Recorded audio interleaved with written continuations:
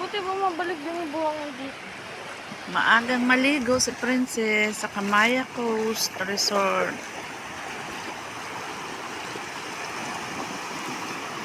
Yan.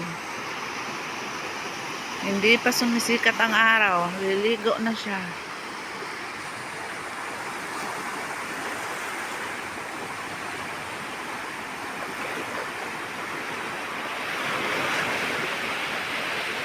Hindi malamig ang dagat. Ang sarap maligo. Yan. Pinapaganda nila ang kanilang building.